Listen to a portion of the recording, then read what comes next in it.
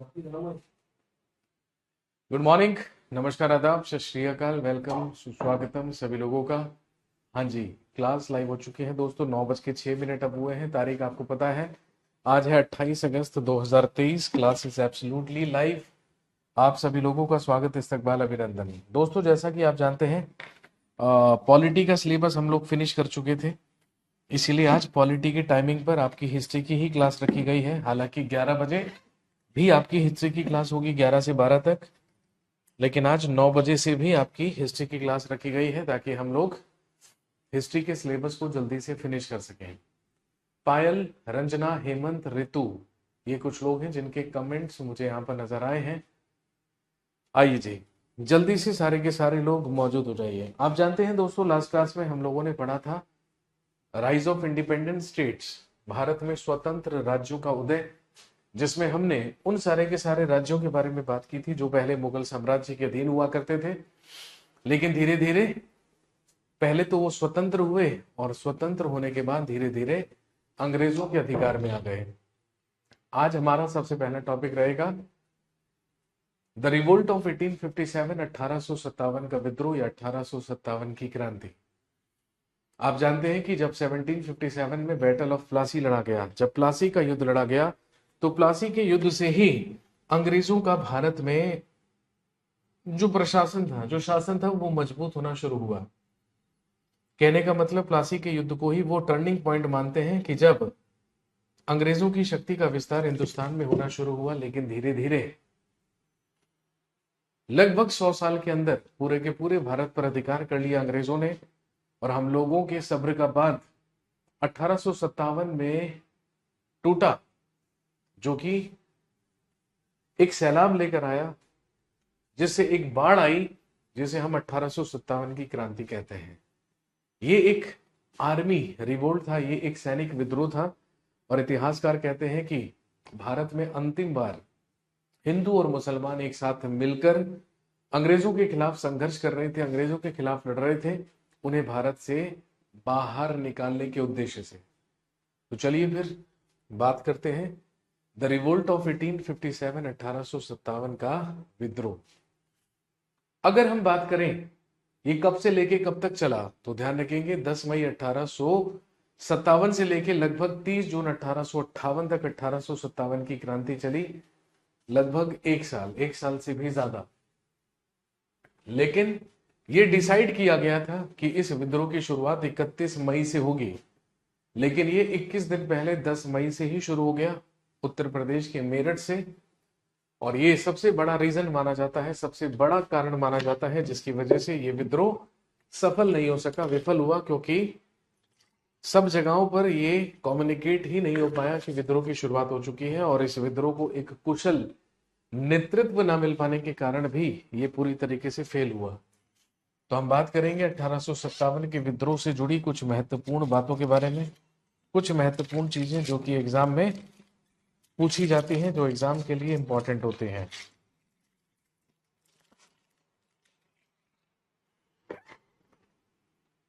तो आइए जी, सारे के सारे लोग मौजूद हो जाएंगे।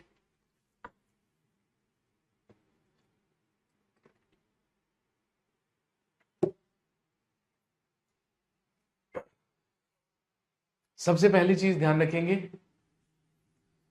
The symbol of the revolt of 1857, 1857 के विद्रोह का चिन्ह या सिंबल था एक कमल और रोटी, लोटस एंड अ ब्रेड। इससे डिनोट किया जाता है, इसे डिनोट करते हैं, प्रदर्शित करते हैं एक कमल और एक रोटी से। इस विद्रोह की रणनीति बनाने वाले दो लोग थे, रणोजी बापू और अजीमुल्लाह खान। रणोजी बापू और अजीमुल्लाह खान के ही द्वारा 1857 की क्रांति की रणनीति बनाई गई थी, स्ट्रेटेजी बनाई गई थी, और ये डिसाइड किया गया था कि हम 31 मई 1857 को अंग्रेजों के खिलाफ विद्रोह करेंगे। जिस समय 1857 की क्रांति हुई, who was the prime minister of Britain that time? He was Lord Palmerston. जिस समय 1857 का विद्रोह हुआ था, उस समय ब्रिटेन का प्रधानमंत्री पामस्टन हुआ करता था। ये पामस्टन के कार्यकाल में हुआ था। और अगर उस समय के गवर्नर जनरल की बात करें, तो भारत का उस समय गवर्नर जनरल था लॉर्ड कैनिंग। उस समय भारत का गवर्नर जनरल लॉर्ड कैनिंग था, जो कि 1856 से लेकर 1862 तक ये 6 साल के लिए भारत का गवर्नर जनरल बनकर आया था।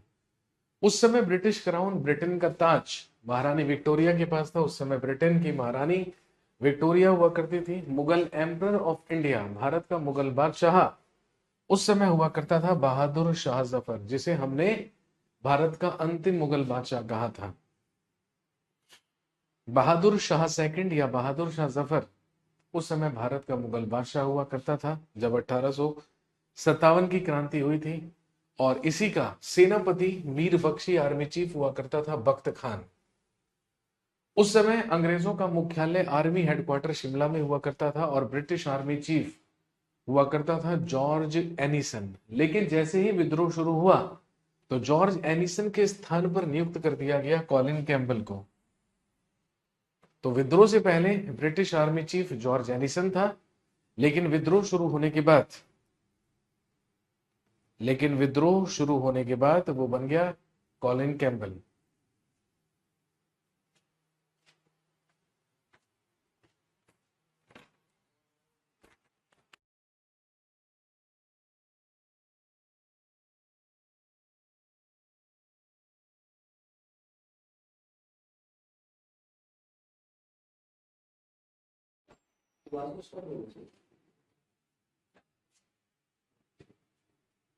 ठीक है सर, मैं करवाता हूँ।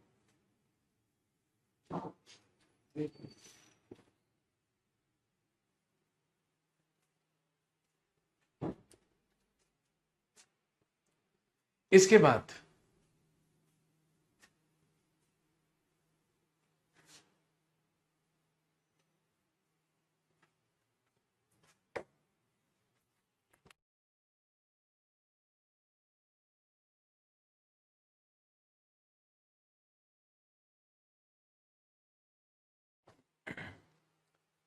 Next, famous books on the revolt of 1857, 1857 की क्रांति पर कई सारी महत्वपूर्ण पुस्तकें लिखी गई, बुक्स लिखी गई।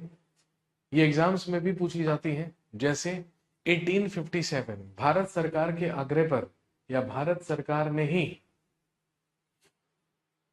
सर विक्टोरिया ने ही इंग्लिश को अपनी कंपनी स्थापना करने के लिए इजाजत दी थी? बिल्कुल भी नहीं। ईस्ट इंडिया कंपनी की स्थापना तो महारानी एलिजाबेथ टेलर प्रथम के समय में हुई थी, और ये तो बात सन 1600 की है मेरे भाई। अब हम 257 साल आगे पहुंच चुके हैं। अब हम 1857 की बात कर रहे हैं। इस समय ब्रिटेन की महारानी विक्टोरिया हुआ करती थी। तो सबसे पहली पुस्तक 1857, जिसको एस एन सेन के द्वारा लिखा गया, 1857 की क्रांति पर पुस्तक लिखने वाले ये सरकारी राइटर, सरकारी लेखक माने जाते हैं, क्योंकि इन्हें भारत सरकार के द्वारा नियुक्त किया गया था 1857 लिखने के लिए।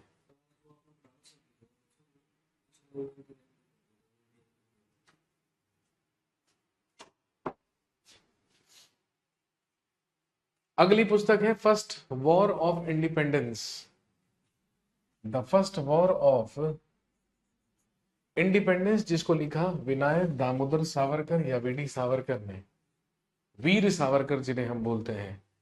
The great rebellion Ashok Mehta के द्वारा लिखी गई है। Sepoy mutiny and the rebellion of 1857 पुस्तक को लिखा था आरसी मजूमदार ने। नोट कर लीजिएगा फटाफट अगर आप नोट कर रहे हैं तो। पुस्तकों के नाम है, बुक्स के नाम है, इंग्लिश में भी यही है, हिंदी में भी यही है। तो आप परेशान मत होइएगा कि हिंदी में नहीं लिखे हैं।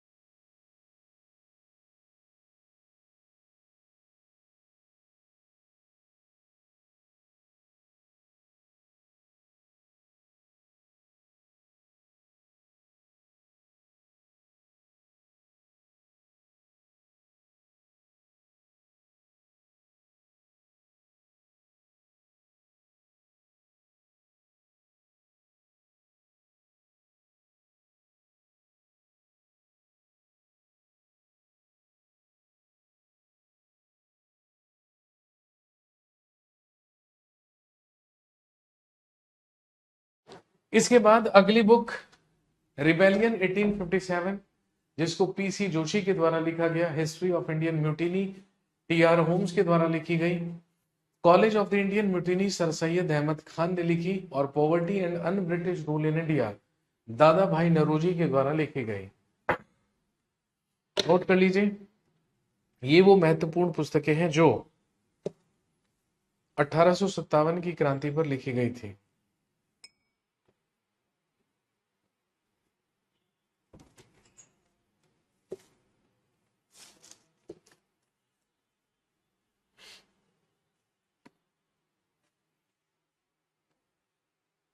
उसके बाद इमीडिएट कॉज, तत्कालिक कारण, 1857 की क्रांति क्यों शुरू हुई। 1856 तक ब्रिटिश आर्मी में एक बंदूक का इस्तेमाल हुआ करता था, जो कि एक लकड़ी की बंदूक थी, जो कि एक वुडन राइफल थी। इसे कहा जाता था ब्राउन बेस। लेकिन दिसंबर 1856 में ही ब्राउन बेस के स्थान पर एक लोहे की बंदूक, एक लोहे की राइफल का इस्तेमाल करना शुरू किया गया ब्रिटिश आर्मी में, जिसका नाम था इनफील्ड राइफल।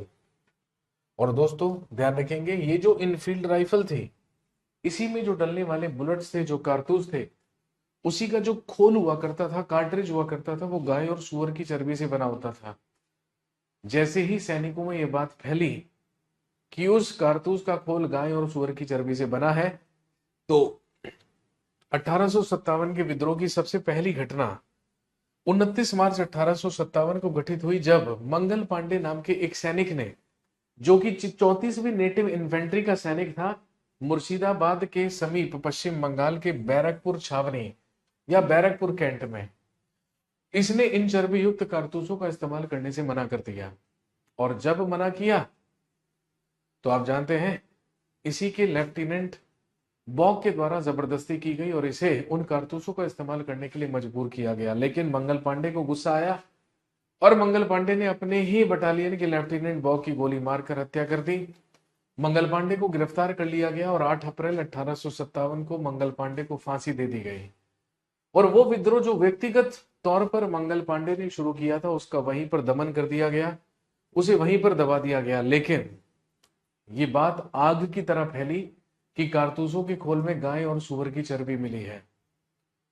ऐसी ही एक घटना उत्तर प्रदेश के मेरठ कैंट में, मेरठ छावनी में हुई, जब 24 अप्रैल 1857 को मेरठ कैंट के भी 99 सोल्जर्स ने, 99 सिपाहियों ने इन चर्बी युक्त कारतूसों का इस्तेमाल करने से मना कर दिया।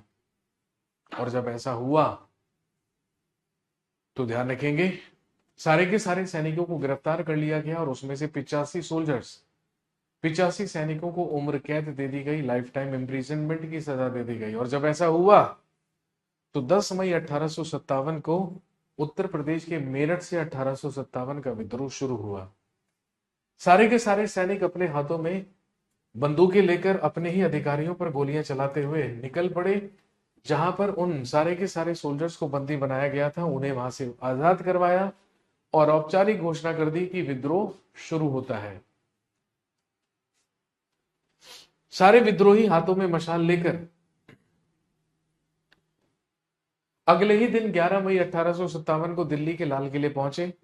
दिल्ली के लाल किले पर मुगल ध्वज लहराकर बहादुर शाह जफर को इस विद्रोह का नेता घोषित कर दिया गया। और जब ऐसा किया गया तो आप जानते हैं कि बहादुर शाह जफर को अंग्रेजों के द्वारा गिरफ्तार कर लिया गया और गिरफ्तार करके बर्मा के रंगून भेज दिया गया। भारत से मुगल साम्राज्य समाप्त कर दिया गया। बहादुर शाह जफर के उत्तराधिकारियों को मौत के घाट उतार दिया गया और इस विद्रोह को नियंत्रित कर लिया गया अंग्रेजों के द्वारा। लेकिन जैसे जैसे इस विद्रोह के बारे में जानकारी मिलती रही अलग अलग स्थानों पर, अलग अलग क्षेत्रों में, तो विद्रोह होते रहे लगभग 1 साल तक। लेकिन क्योंकि सारी जगह एक साथ नहीं हुए, इस विद्रोह को एक लीडरशिप, एक कुशल नेतृत्व नहीं मिल पाया। इस वजह से ये जो विद्रोह था पूरी तरीके से विफल हो गया, पूरी तरीके से फेल हो गया। और इसी का नतीजा ये हुआ कि भारत से मुगल साम्राज्य का अंत करके भारत का शासन ब्रिटिश क्राउन या महारानी विक्टोरिया ने अपने हाथों में ले लिया और औपचारिक घोषणा कर दी गई कि अब भारत में शासन ईस्ट इंडिया कंपनी नहीं, खुद महारानी विक्टोरिया करेंगी।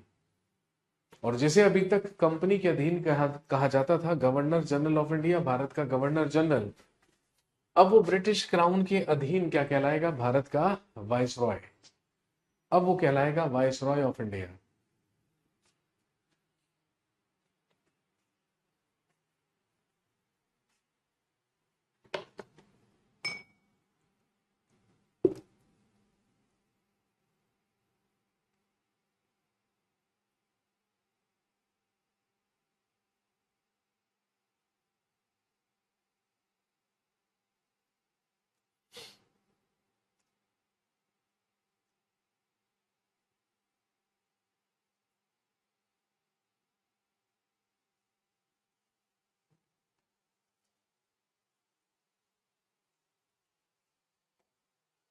Next, main centres of revolt, विद्रोह के प्रमुख केंद्र।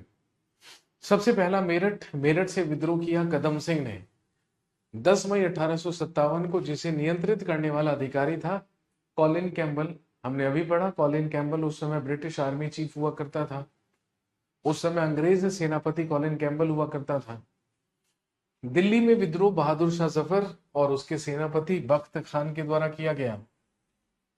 और ध्यान रखेंगे, लेफ्टिनेंट निकलसन और हडसन के द्वारा इसे नियंत्रित कर लिया गया। कानपुर में नाना साहब और नाना साहब के ही सेनापति तात्या टोपे ने विद्रोह किया 5 जून 1857 को। इसे भी नियंत्रित किया गया कॉलिन कैम्बल के द्वारा। एग्जाम में ज्यादातर सवाल आते हैं, आपको कोई प्लेस दिया जाएगा और पूछेंगे बताइए यहां से विद्रोह किसने किया, या फिर प्लेस का नाम देकर आपसे पूछेंगे कि यहाँ के विद्रोह को किसके द्वारा नियंत्रित किया गया था। नेक्स्ट, लखनऊ से विद्रोह किया बेगम हजरत महल ने, जो कि वाजिद अली शाह की पत्नी थी। अपने पुत्र ब्रिजेश कादिर को अवध का नवाब घोषित करके विद्रोह किया गया था, जिसे नियंत्रित कॉलिन कैम्बल के द्वारा कर लिया गया। झांसी और ग्वालियर में विद्रोह किया रानी लक्ष्मीबाई ने 4 जून 1857 को, जिसे नियंत्रित जनरल यूरोज के द्वारा किया गया।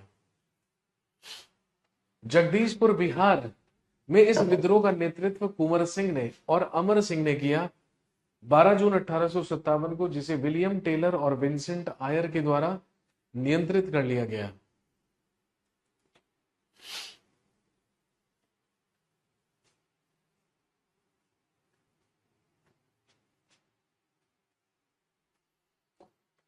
इसके बाद फैजाबाद से विद्रोह करने वाले मौलवी अहमदुल्ला कर्नल नील के द्वारा फैजाबाद में विद्रोह नियंत्रित किया गया। इलाहाबाद से विद्रोह करने वाले लियाकत अली खान 6 जून 1857 को, जिसे कर्नल नील के द्वारा नियंत्रित कर लिया गया। और एक प्लेस याद रखेंगे, बरेली। बरेली से विद्रोह करने वाले थे खान बहादुर। यहां पर गलत लिखा है, अजीमुल्लाह खान नहीं, बरेली से विद्रोह किया था खान बहादुर ने, जिसे नियंत्रित करने वाला ब्रिटिश अधिकारी था विंसेंट आयर। लेकिन सारे के सारे स्थानों पर इस विद्रोह को इजीली नियंत्रित कर लिया गया, इसीलिए 1857 की क्रांति पूरी तरीके से फेल हो गई। जहां 19वीं सेंचुरी में हमने 1857 की क्रांति की थी, उससे पहले 19वीं शताब्दी की शुरुआत में ही हमारे देश में कई सामाजिक और धार्मिक सुधार आंदोलन भी हुए थे। इंपॉर्टेंट टॉपिक है और कई सवाल एग्जाम में यहां से बनते हैं। अगला है सोशियो रिलीजियस रिफॉर्म मूवमेंट, सामाजिक एवं धार्मिक सुधार आंदोलन, जो कब हुए हैं? 19वीं सेंचुरी में, जो हुए हैं 19वीं शताब्दी में।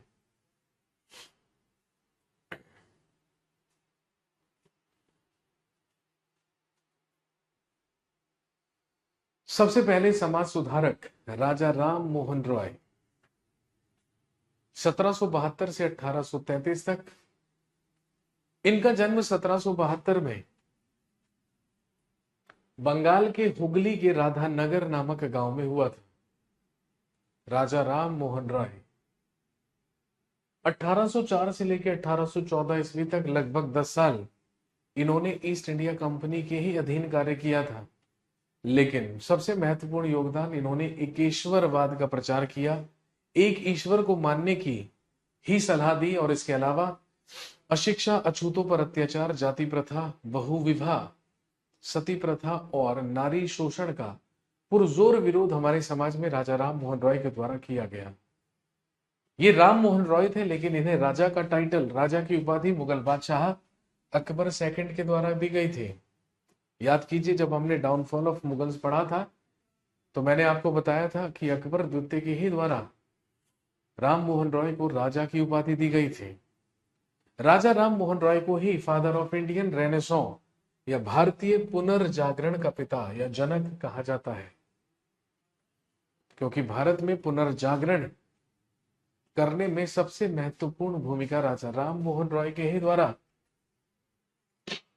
निभाई गई थी।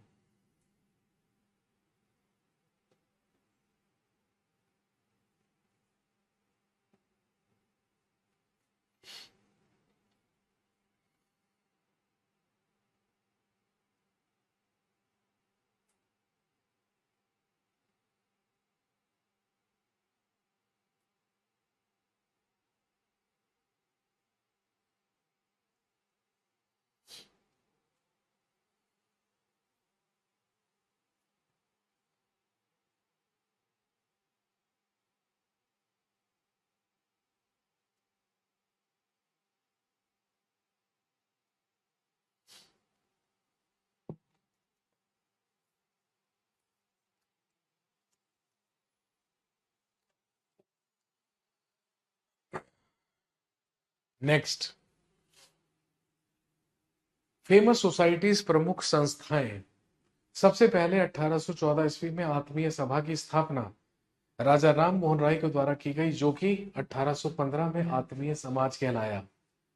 इसी को ब्रह्म समाज का अग्रगामी भी माना जाता है। वेदांत सोसाइटी की स्थापना इन्होंने 1816 में की, और हिंदू कॉलेज 1817 में इनके द्वारा स्थापित किया गया।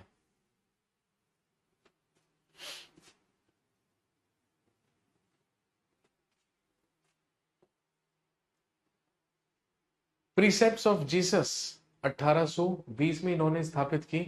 वेदांत कॉलेज की स्थापना 1825 में की। और सबसे महत्वपूर्ण सवाल, ब्रह्म समाज की स्थापना किसने की थी? ब्रह्म सभा के रूप में 1828 में, जो कि आगे चलकर ब्रह्म समाज कहलाया। इसकी स्थापना भी राजा राम मोहन राय के ही द्वारा की गई थी।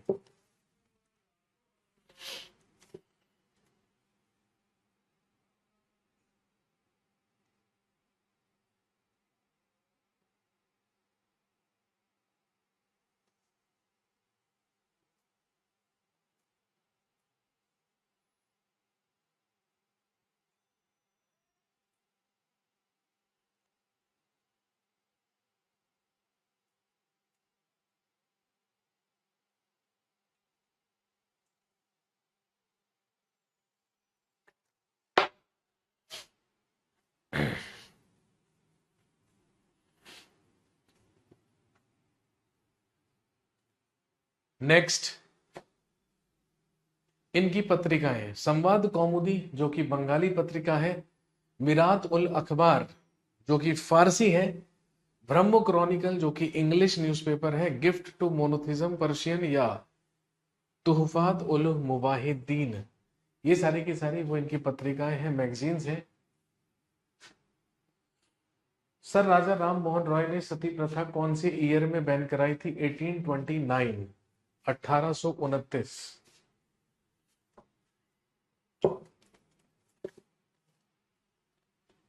1829।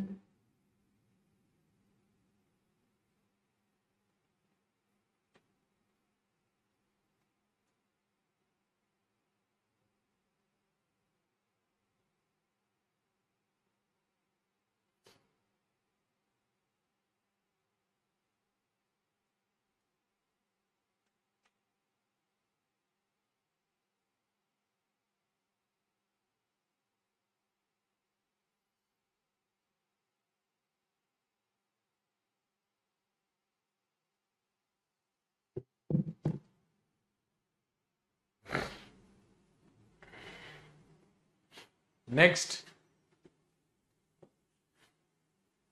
आदि ब्रह्म समाज, जिसे ब्रह्म समाज ऑफ इंडिया भी कहा जाता है, इसकी स्थापना 1866 में कलकत्ता में हुई आचार्य केशव चंद्र सेन के द्वारा।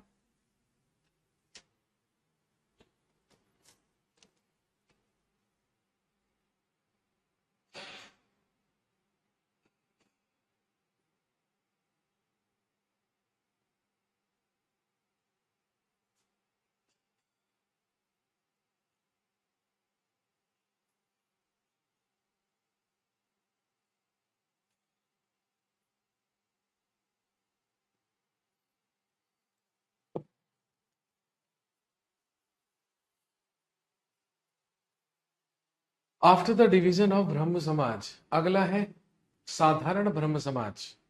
इसकी स्थापना 1878 ईस्वी में कलकत्ता में आनंद मोहन बोस और शिवनाथ शास्त्री के द्वारा की गई।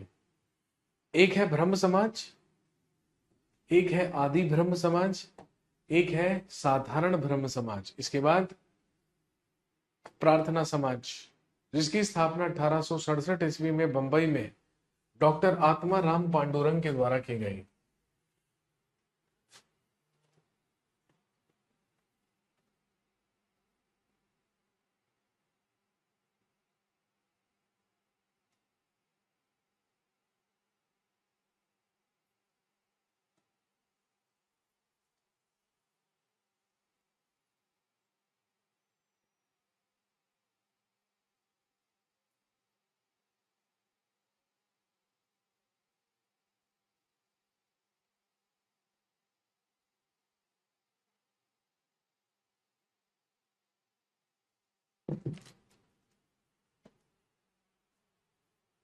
नेक्स्ट, देव समाज। 1887 ईस्वी में लाहौर में शिव नारायण अग्निहोत्री के द्वारा देव समाज की स्थापना की गई थी। भारत सेवक समाज, जिसे सर्वेंट्स ऑफ इंडिया सोसाइटी बोलते हैं, 1905 में बंबई में गोपाल कृष्ण गोखले के द्वारा स्थापित की गई।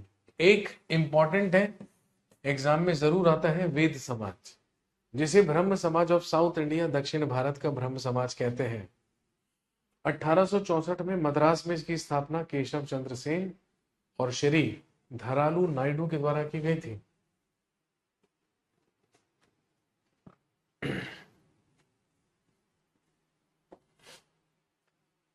अगले हैं स्वामी दयानंद सरस्वती और आर्य समाज। स्वामी दयानंद सरस्वती का जन्म 1824 में गुजरात की टंकारा नामक स्थान पर हुआ। इनके बचपन का नाम था मूल शंकर। इन्हें भारत का मार्टिन लूथर कहा जाता है। He is known as Martin Luther of India. इन्हीं के गुरु स्वामी विरजानंद हुआ करते थे।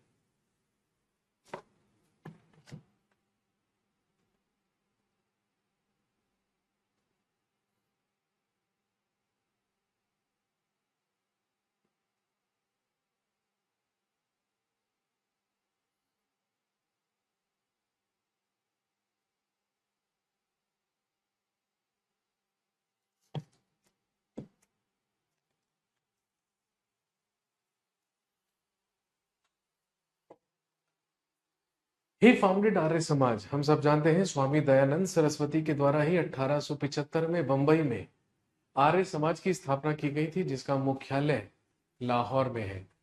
इन्हीं के द्वारा नारा दिया गया था, get back to the Vedas, या वेदों की ओर लौटो। इन्हीं की एक पुस्तक है सत्यार्थ प्रकाश। और ध्यान रखेंगे, अगर आपसे पूछें कि बताइए आर्य महिला समाज की स्थापना किसने की, तो पंडिता रमाबाई। आर्य समाज की पूछें तो स्वामी दयानंद सरस्वती, लेकिन आर्य महिला समाज की पूछें तो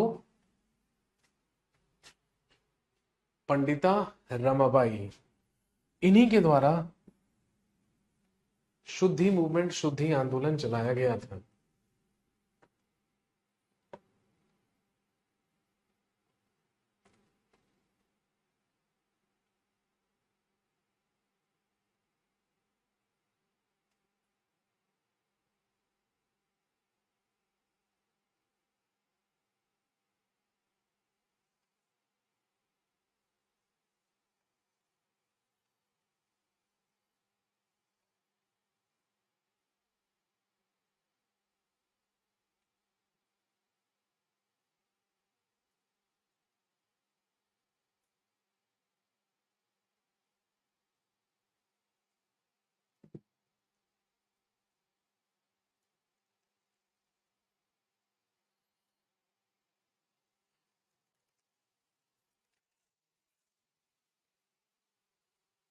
next, Swami Vivekananda and Ramakrishna mission. Swami Vivekananda और रामकृष्ण मिशन, इनका जन्म 1863 में पश्चिम बंगाल के कलकत्ता में हुआ। इनके बचपन का नाम नरेंद्र नाथ दत्त था। इनके गुरु थे रामकृष्ण परमहंस, हम सब जानते हैं, बचपन से सुनते आए हैं। 1893 ईस्वी में जब इन्होंने विश्व धर्म सम्मेलन में हिस्सा लिया, जो कि अमेरिका के शिकागो में हुआ था, तो वहीं पर इन्होंने एक भाषण दिया जिसकी वजह से इनकी लोकप्रियता बढ़ी। और 1896 ईस्वी में इन्हीं के द्वारा पश्चिम बंगाल के बेलूर में रामकृष्ण मिशन की स्थापना की गई। इसके अलावा 1896 में ही इन्होंने अमेरिका के न्यूयॉर्क में वेदांत सोसाइटी की भी स्थापना की। और इनकी दो प्रसिद्ध पत्रिकाएं या मैगजीन्स हैं, एक प्रबुद्ध भारत जो कि इंग्लिश की है, और एक उद्बोधन जो कि बंगाली भाषा की मैगजीन है।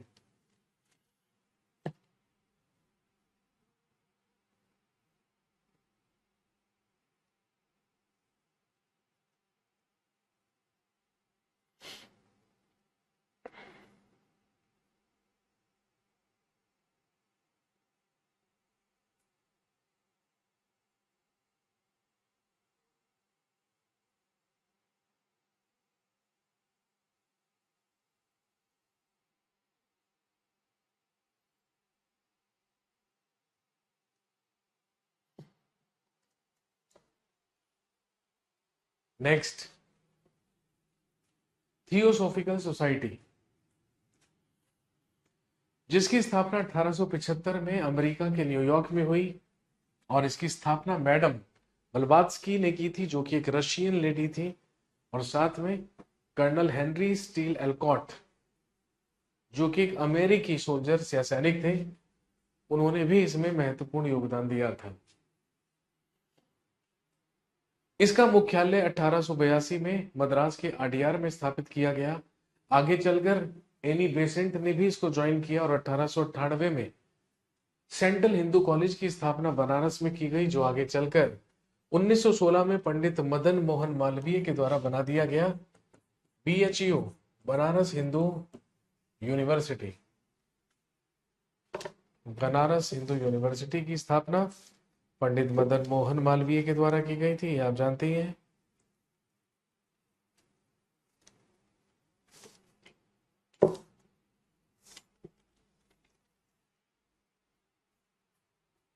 नेक्स्ट, वहाबी मूवमेंट, वहाबी आंदोलन, सैयद अहमद बरेलवी के द्वारा शुरू किया गया वहाबी मूवमेंट। और ध्यान रखेंगे, इस्लाम हाजी मौलवी मोहम्मद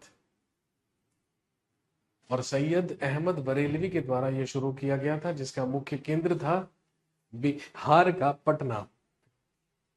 इसका मुख्य केंद्र बिहार का पटना था।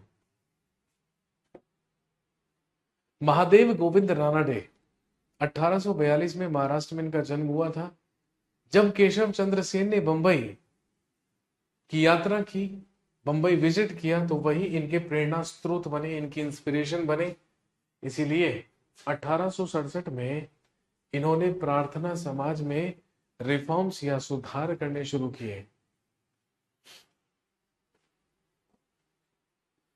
अदर मूवमेंट्स, अन्य आंदोलन, धर्म सभा 1830 में बंगाल में राधाकांत देव के द्वारा स्थापित की गई।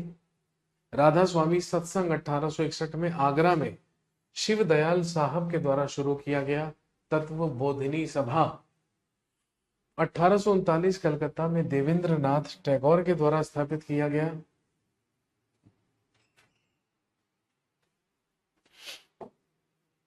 मानव धर्म सभा 1844 में सूरत में दुर्गा राम मंचाराम के द्वारा स्थापित। परमहंस मंडली 1849 बंबई में दादोबा के द्वारा स्थापित। डेक्कन एजुकेशन सोसाइटी या दक्कन एजुकेशन सोसाइटी जी अगरकर के द्वारा 1884 में स्थापित।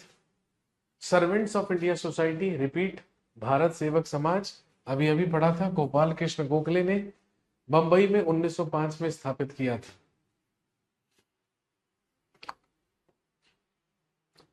इसके बाद है मुस्लिम रिफॉर्म्स मूवमेंट्स, यानी कि मुस्लिम सुधार आंदोलन। मुस्लिम रिफॉर्म मूवमेंट्स या मुस्लिम सुधार आंदोलन, Sir Syed Ahmed Khan and Aligarh movement.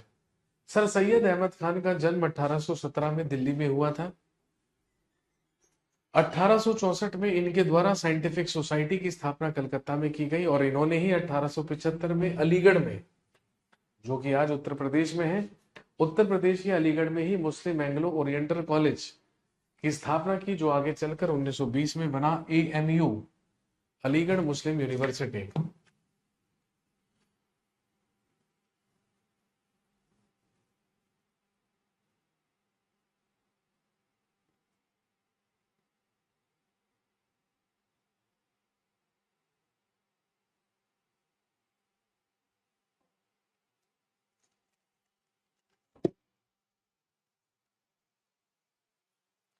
Next,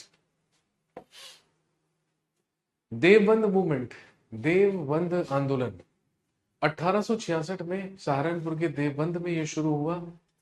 इसकी शुरुआत मोहम्मद कासिम ननौतवी और राशिद अहमद गंगोई के द्वारा की गई थी।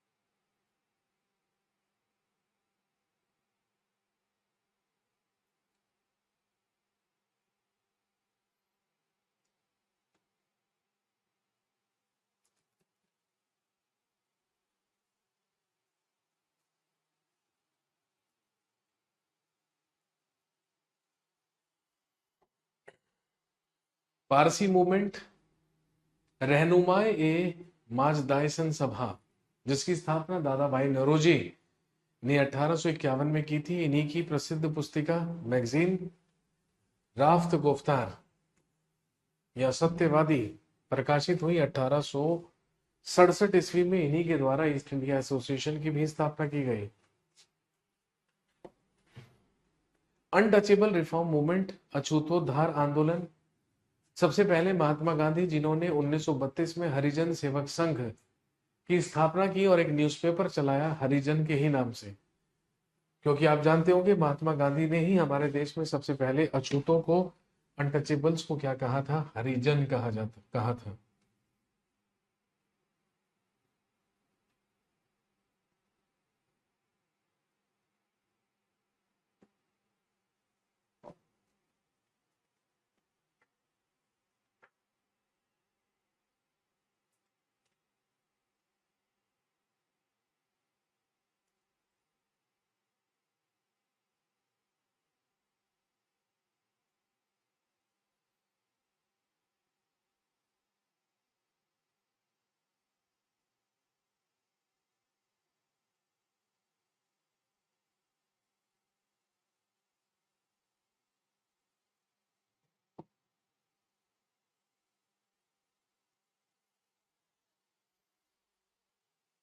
Next, doctor BR Ambedkar, all India depressed class association इन्होंने शुरू किया। 1906 में डिप्रेस्ड क्लास मिशन सोसाइटी इन्होंने स्थापित की। 1924 में दलित संस्थान बहिष्कृत हितकारी सभा की स्थापना इन्होंने बंबई में की। 1927 में इन्होंने मंदिर प्रवेश आंदोलन चलाया। 1927 में ही इन्होंने बहिष्कृत भारत का प्रकाशन किया, जो कि एक मराठी पत्रिका थी, जो कि एक मराठी मैगजीन थी। और 1942 में अनुसूचित जाति परिसंघ स्थापित इनके द्वारा किया गया। अगला है सत्य शोधक समाज, महाराष्ट्र में। इसकी स्थापना ज्योतिबा फूले के द्वारा की गई थी, जिन्होंने प्रसिद्ध पुस्तक गुलामगिरी लिखी थी। इन्हीं की पत्नी थी सावित्री बाई फूले, जिन्हें भारत की प्रथम महिला अध्यापक माना जाता है। First Indian women teacher Savitri Bai Phule. Dhondo Keshav Karve, महिला शिक्षा का प्रचार करने में महत्वपूर्ण योगदान धोंदो केशव कर्वे के द्वारा दिया गया। 1916 में इन्हीं के द्वारा पुणे में सबसे पहले महिला शैक्षणिक संस्थान की स्थापना की गई थी।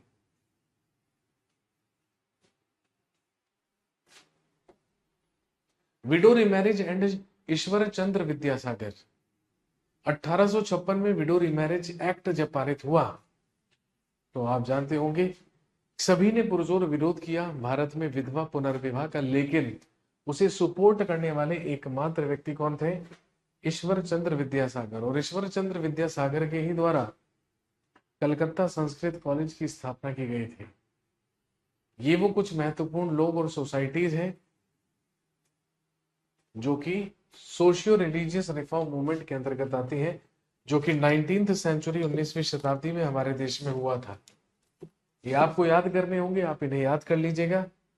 और 11 बजे आपसे मुलाकात होगी दोस्तों। 11 बजे भी क्लास है जिसमें हम इंडियन नेशनल कांग्रेस और उसके महत्वपूर्ण अधिवेशनों के बारे में बात करेंगे और बात करेंगे गवर्नर जनरल्स और वाइस रॉयस के बारे में।